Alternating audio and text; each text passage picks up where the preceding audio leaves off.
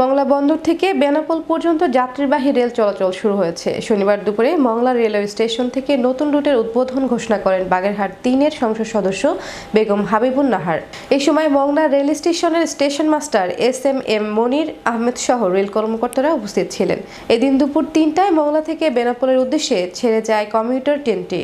এর আগে সকাল 11:30টায় 500 যাত্রী নিয়ে বেনাপোল থেকে মংলার উদ্দেশ্যে ছেড়ে আসে ট্রেনটি ছাড়ার পর নাভারন, ঝিকরগাছা, যশোর জংশন, রূপদিয়া, সিঙ্গিয়া, চেঙ্গুটিয়া, নাওয়াপাড়া, ফুলতলা হয়ে মংলায় পৌঁছায় দুপুর 2টায়।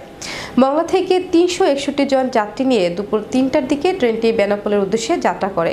ট্রেনটি সন্ধ্যায় বেনাপোলে পৌঁছাবে বলে জানান মংলা স্টেশন মাস্টার এস.এম. মনির আহমেদ। মঙ্গলবার ছাড়া সপ্তাহের অন্যান্য দিন এই রুটে ট্রেন চলাচল করবে। এই রুটের দূরত্ব 138.64 কিলোমিটার। গত 1 নভেম্বর খুলনা টু মংলা পর্যন্ত নতুন রেল লাইনের পরীক্ষামূলক উদ্বোধন করা হয়। উদ্বোধনের প্রায় 7 মাস পর এ রুটে ট্রেন চলাচল শুরু হয়। আমাদের এই রামপাল মংলা আমাদের নির্বাচনী এলাকা। আসলে সারা রামপালে তালুকদার আব্দুল খালেক সাহেব আসার আগে একটা মাত্র ইটের সলিং রাস্তা ছিল, আর মংলা পৌরসভা ছিল দুটো কার্পেটিং রাস্তা ছিল।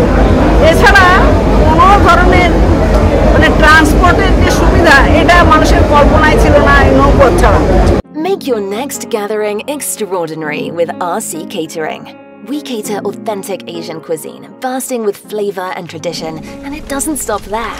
We also create stunning Asian-inspired decor that sets the mood for your special occasion. Let RC Catering handle everything so you can focus on celebrating with loved ones. Don't settle for ordinary. Call RC Catering today on 07949 152 522 and let the magic begin.